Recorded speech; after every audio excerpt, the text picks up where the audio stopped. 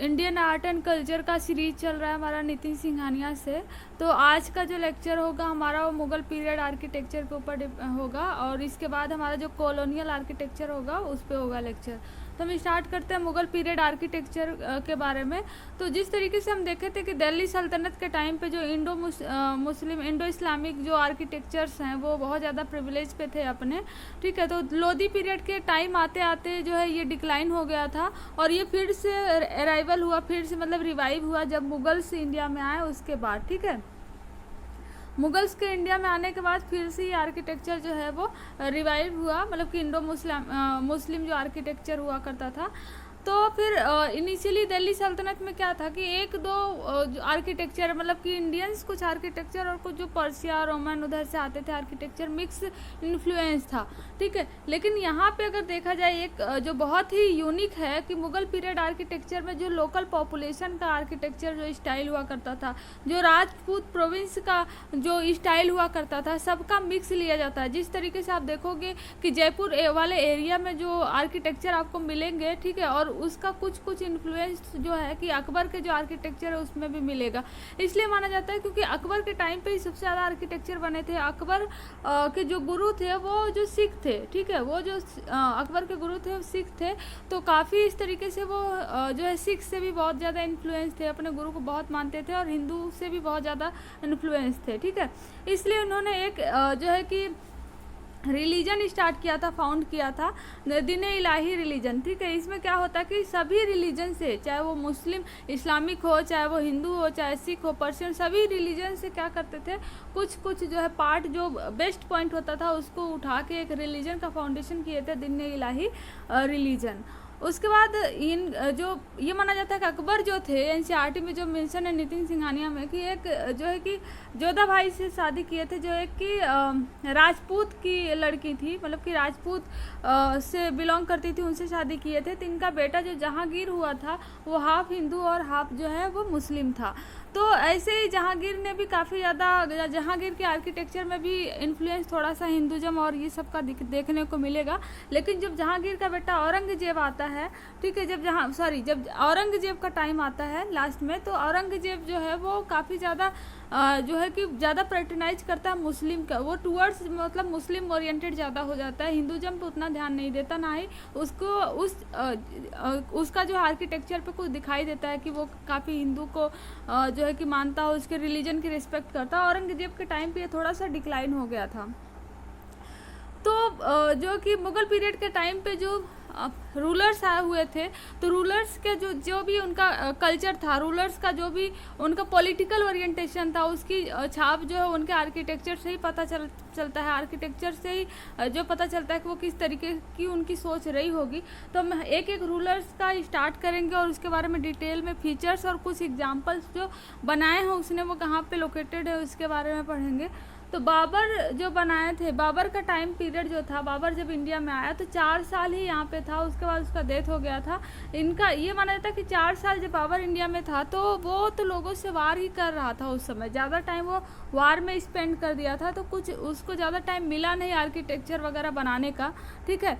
लेकिन फिर भी उसके टाइम पे जो बना हुआ चीज़ें, वो काबुली बाग जो पानीपत में मतलब हरियाणा में बना हुआ है, और जामा मस्जिद है सांभल नियर दिल्ली, ठीक है। तो ये दो चीज़ें जो बनी हुई हैं वो बाबर के टाइम पे बनी हुई है। फिर हुमायूं आता है। हुमायूं के टाइम पे भी यही होता है कि ये भी काफ़ी वार में ही उलझा रहता है, वार में उलझा रहता है। उसके बाद शेर शाह सूरी आता है, और शेर शाह सूरी जो है वो हुमायूं को खदेड़ देता है और वो जाके ईरान में शरण लेता है। और 12 से 13 साल बाद जब हुमायूं वापस आता है और शेर शाह सूरी को फिर हटा के अपना थ्रोन वापस लेता है, तो हुमायूं के टाइम पे जब जो ईरान में जाने से पहले उसने एक दिन पनाह करके दिल्ली में एक जगह है सिटी इस्टेब्लिश कर रहा था। लेकिन सूरी ने बाद में, शेर शाह सूरी ने उसको चेंज करके उसको आगे तो बढ़ाया, लेकिन उसका नाम चेंज करके उसने रख दिया था जो है कि दीन इलाही दिल्ली शेरशाही, ठीक है, उसका नाम चेंज करके दिल्ली शेरशाही रख दिया था। तो इसके टाइम पे कुछ, हुमायूं के टाइम पे भी कुछ ज़्यादा देखने को नहीं मिलेगा, और जो है कि कुछ चीज़ें जो बनाई गई थी शेर शाह सूरी के द्वारा वो आपको मिलेगा। मौसूम ऑफ द शेर शाह जो इसका मिलेगा सासाराम बिहार में है, जो है कि शेर शाह का जो टॉम्ब मकबरा वगैरह वो देखने को मिलता है शेर शाह के मरने के बाद, ठीक है। तो इसके बाद जो फर्स्ट डिस्टिंक्ट एग्जाम्पल आप प्रॉपर मुगल आर्किटेक्चर देखने को मिलेगा वो टॉम्ब ऑफ हुमायूं, मतलब हुमायूं का टॉम्ब उनकी विडो वाइफ के द्वारा बेगा बेगम के द्वारा बनाया गया हुआ था। ठीक है, टॉम्ब हुमायूं टॉम्ब वो फर्स्ट मुगल आर्किटेक्चर का एक मतलब कि बेस्ट एग्जांपल माना जाता है, क्योंकि उसके पहले जो है छोटे मोटे टॉम्ब वगैरह ऐसे ही बनाए गए थे, कोई बेस्ट आर्किटेक्चर नहीं बनाया गया था। ठीक है, तो ये जो है कि माना जाता है कि यहीं से जो टॉम्ब है, मतलब हुमायूं का जो टॉम्ब है, ये जो माना जाता है कि प्रोटोटाइप टाइप प्रिकर्सर है ताजमहल का, जो कि आगरा में है। और फर्स्ट टाइम यहाँ पे हुमायूं के टॉम्ब में ही यहाँ पे देख सकते हैं कि पहले क्या होता था, रेड सैंडस्टोन का यूज़ होता था। शेरशाह सूरी आया था तो ये थोड़ा सा अलग तरीके की जो ग्रे टाइप के सैंडस्टोन यूज़ करने लगा था, लेकिन मोस्टली जो अगर देखें दिल्ली सल्तनत से लेकर अभी तक आ रहा है वो रेड सैंडस्टोन का यूज़ होता था। लेकिन फर्स्ट टाइम यहाँ पे रेड सैंडस्टोन के साथ साथ वाइट सैंडस्टोन या मार्बल्स का यूज़ होने लगा था। ठीक है, तो यहीं से वाइट मार्बल्स का यूज़ होना स्टार्ट हो गया था। और बाद में जब आगरा का बनता है ताजमहल तो उसमें उस समय पूरा वाइट सैंडस्टोन यूज़ करते हैं। ठीक है, तो provided the prototype of mausoleum of Jahangir Shahdara, तो जहांगीर का जो शाहदरा में मौसलम बनता है इसका ये जो है उसका प्रोटोटाइप है एक। ठीक है, तो ये माना जाता है। उसके बाद ये कहा जाता है कि ये जो टॉम्ब बनाया गया था इसमें भी चारबाग स्टाइल था। चारबाग स्टाइल में क्या होता है कि सपोज ये कोई टॉम्ब बना है और इसके चारों कोनों पे बाग मतलब कि गार्डन बनता था, और गार्डन को भी 4 पार्ट में डिवाइड किया जाता था। अपना हर रूलर्स का अपना मतलब कि एक आर्ट हुआ करता था, इसमें 4 पार्ट में डिवाइड हुआ करता था। और बीच से ये जो बीच वाला रास्ता जाता है इसे कैनाल होके जाते थे। ठीक है, तो इस तरीके से चारबाग स्टाइल के फॉर्म में जो है कि यहाँ पे आप हुमायूं टॉम्ब देखोगे तो इसके चारों तरफ जो है कि चारबाग दिखाई देगा। तो यहाँ पे हमने पढ़ा कि फर्स्ट टाइम रेड सैंडस्टोन के साथ वाइट जो है सैंडस्टोन या मार्बल्स का यूज़ होना यहाँ से स्टार्ट हो गया था। फिर अकबर का रेन आता है। अकबर का जो रेन होता है ये माना जाता है कि जब अकबर छोटे ही थे तभी इनके फादर का डेथ हो गया था, तो इनको जो शिक्षा वगैरह, इनको जो एजुकेशन वगैरह मिला था वो सिख गुरुओं के प्रति ज़्यादा ओरिएंटेड थे। तो थोड़ा सा हिंदुज़म, ये हिंदू मतलब सब सारे रिलीजन्स को इक्वल मानते थे। और इनका जो आर्किटेक्चर मिलेगा उसमें भी ट्राइबिएट फॉर्म, मतलब जो एंशियंट हिस्ट्री से जो चले आ रहे हैं तो उसका भी छाप यहाँ पे देखने को मिलेगा। ठीक है, तो अकबर मेड आगरा ही सीट पावर, अकबर ने आगरा को इनका जो कैपिटल हुआ करता था, सीट पावर हुआ करता था, वो बनाए। और ये हिंदू और इस्लाम ये सब में मतलब कि आर्किटेक्चर में इनका सब हिंदूज़म और इस्लामिक सब कुछ जो है रिफ्लेक्ट होता है। इसका एक एग्जाम्पल है तो आगरा का फोर्ट रेड सैंडस्टोन से बना हुआ है, यमुना रिवर के पास में बना हुआ है। ठीक है, और अकबर ने ही फतेहपुर सिकरी बनवाया हुआ था। जिस समय आगरा बन के डेवलप हो गया था उस समय फतेहपुर सिकरी जो है स्टार्ट हुआ था। और फतेहपुर सिकरी जो है इनका एडमिनिस्ट्रेटिव यूनिट था।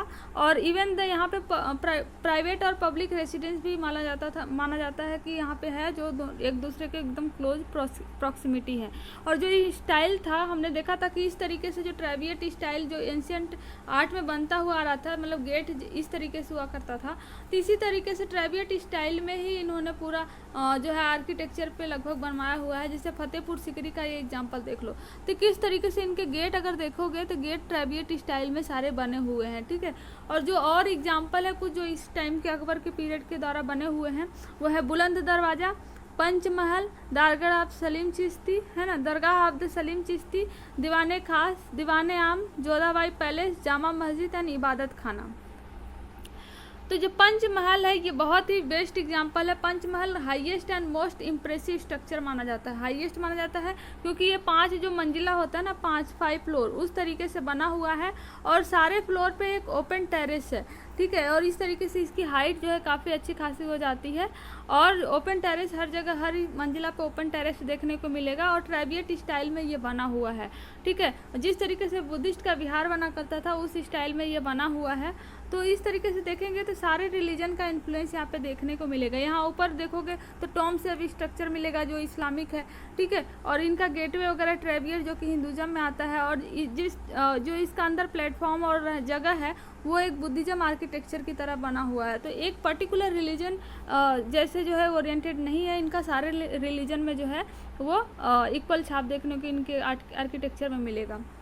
फिर अकबर ने ही बनवाया था दीवाने खास। दीवाने खास जो है हॉल है प्राइवेट ऑडियंस का, जिसमें सारे प्राइवेट ऑडियंस जैसे स्कॉलर्स हो गए कोई, ये सारे बैठते थे और उस पर मतलब कि उनकी बहस चलती थी। और स्क्वायर चैम्बर हुआ करते थे, मतलब 3 ओपनिंग इसमें हुआ करता था। ठीक है, ये दीवाने खास का जो है इमेज है। नेक्स्ट आता है जहांगीर का टाइम। जहांगीर के टाइम पे क्या होता है कि बहुत ज़्यादा आर्किटेक्चर, बहुत बड़े बड़े बिल्डिंग्स वगैरह ऐसे नहीं बनते कुछ, लेकिन जहांगीर के टाइम पे इनको पेंटिंग में बहुत रुचि थी। ठीक है, और जहांगीर के टाइम पे इनको पेंटिंग में बहुत रुचि थी। और इनके टाइम पे कॉइन इशू हुआ था, और जो मिला हुआ है कि एक साइड जहांगीर का इमेज था और दूसरे साइड इनकी बेगम नूर महल का जो है कि इमेज मिला हुआ है। तो इससे पता चलता है कि ये पॉलिटिकली जो है कि नूर महल, इनकी वाइफ जो है इनसे ज़्यादा स्ट्रॉन्ग थी जहांगीर से। ठीक है, तो इन्होंने जो बनवाया था वो एक शालीमार बाग जो है bank of the dal lake Kashmir के पास में बनवाया हुआ था। और अकबर का टॉम बनाया आगरा के पास नियर सिकंदरा में। ठीक है, सिकंदरा में आगरा के जो कि पास है, वहाँ पे अकबर का टॉम, अपने फादर का टॉम बनवाए हुए थे। और जहांगीर टॉम बैरसादरा near Lahore built by his wife Nur Mahal. और ऐसा माना जाता है कि ये टॉम्ब जो है इनकी वाइफ नूर महल के द्वारा बनवाया हुआ था। लेकिन ये टॉम्ब कहा जाता है कि ये जब जिंदा थे, मतलब किसी के मर जाने के बाद टॉम्ब बन था उनके नाम पे। लेकिन नूर महल का ये माना जाता है कि अपने हस्बैंड का उनके जीते हुए ही ये टॉम्ब बनवाई हुई थी। और इन्होंने बनवाया था मोती मस्जिद लाहौर में, और मौसलम जो कि शाहदरा जो कि लाहौर में है वहाँ पे बनाया हुआ था। यहाँ पे मोती मस्जिद का इमेज देख सकते हैं। फिर आता है शाहजहाँ का टाइम। शाहजहाँ को ये माना जाता है कि ये बहुत ही रोमांटिक थे, और जो है रोमांटिक बिल्डिंगें ये बनाए, जैसे कि ताजमहल को देख लें तो इनकी वाइफ जो मुमताज़ महल की याद में इन्होंने ताजमहल को बनवाया हुआ था। और ताजमहल जो है वो आगरा में है। और ताजमहल का जो स्ट्रक्चर इस तरीके से है कि इसको किसी भी पॉइंट से, चाहे इधर से देखोगे तो भी सेम दिखेगा, यहाँ से देखोगे तो भी सेम दिखेगा।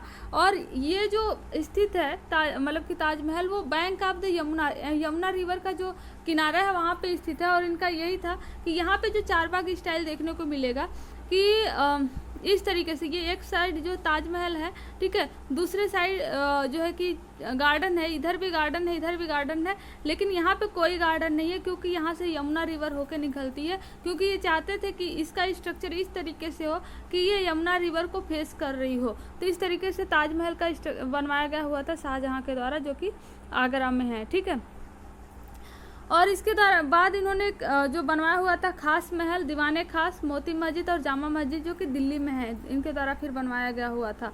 और बिल्ट जामा मस्जिद इन आगरा, अपने डॉटर जो है कि जहानरा बेगम के जो है कि मतलब कि ऑनर में इन्होंने जामा मस्जिद बनवाया हुआ था आगरा में। फिर शाहजहाँ ने अपना कैपिटल को आगरा से दिल्ली में शिफ्ट कर दिया, और जो 7 सिटी माना जाता है दिल्ली का, ठीक है, शाहजहाँबाद, ये शाहजहाँ के द्वारा बनवाया हुआ था। और उसके बाद इन्होंने जो है कि फेमस साइटेडल रेड फोर्ट बनवाया। ठीक है, रेड फोर्ट बनवाया जो कि दिल्ली में है। और जो है कि इसी के अंदर फिर बाद में उन्होंने कंसिस्ट करवाया दीवाने आम, और दीवाने आम इन्होंने बनवाया, जिसपे एक पुत्रा ड्यूरा जो डिज़ाइन है, वर्किंग है, इसको हम पिता ड्यूरा वर्किंग क्या होता है इसको हम पहले भी देख चुके हैं। इस पे बहुत ज़्यादा देखने को मिलता है। ये रेड फोर्ट का इमेज है जो कि दिल्ली में लोकेटेड है। दीवाने खास बनवाए वो रेड फोर्ट के अंदर में। तो दीवाने आम और दीवाने खास जो है वो रेड फोर्ट का जो एरिया है उसी के अंदर में इन्होंने बनवाया, और प्रॉपर पिलर सीलिंग करके इसको बनवाया गया था। ठीक है, तो ये दीवाने खास का ये जो है कि इमेज है। फिर औरंगजेब का टाइम आता है। औरंगजेब का टाइम ये माना जाता है कि ये जो अभी तक हमने ये देखने को मिला था कि थोड़ा हिंदू इन्फ्लुएंस भी था, लेकिन औरंगजेब ने क्या किया, ये टोटली जो है फिर मुस्लिम ओरिएंटेड हो गया था। इसने कुछ मैग्नीफाइड कंस्ट्रक्शन तो कराए नहीं थे, लेकिन बिल्ट बीबी का मकबरा जो है इनके द्वारा बनवाया हुआ था, टॉम्ब ऑफ हिज वाइफ बेगम रबिया दुरानी के याद में। ठीक है, और ये माना जाता है कि ये पुअर रेप्लिका है ताजमहल का। इन्होंने पूरी कोशिश की है कि एक ताजमहल के जैसा बनाने का, लेकिन ये ताजमहल का जैसा बन नहीं पाया था। मुगल लिटरेचर की अगर हम बात करें तो इस टाइम पे बहुत सारे लिटरेचर लिखे हुए थे। तो इसमें कुछ जो बहुत इंपॉर्टेंट लिटरेचर है जो अक्सर एग्जाम में पूछे जाते हैं वो है अब्दुल कदीर बदानी लिखा गया था किताबुल अहिदस के द्वारा। उसके बाद आता है तारीख अल्फी, और फिर अब्दुल फजल के द्वारा कंपोज किया जाता है आईने अकबरी, जो कि अकबरनामा है, मतलब कि आईने अकबरी और अकबरनामा। उसके बाद दारा ने ट्रांसलेट किया था उपनिषद और भगवद गीता को पर्शियन में। ठीक है।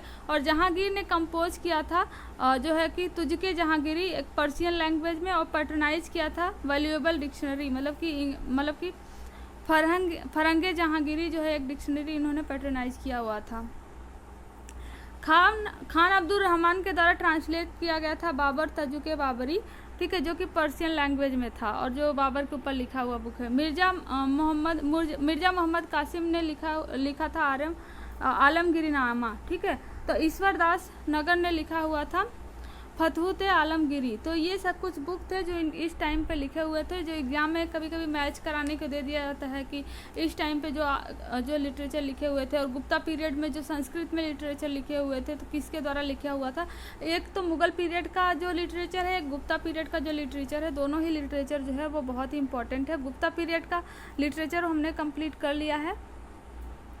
जिस समय मुग़ल आर्किटेक्चर चल रहा था, मुग़ल टाइम चल रहा था, तो जो कुछ लोकल प्रोविंसेस थे, जो लोकल रूलर्स हुआ करते थे, ठीक है, उन्होंने भी कुछ अपना स्टाइल बनाया, जिसमें कुछ इम्पॉर्टेंट है उसको हम देख लेते हैं।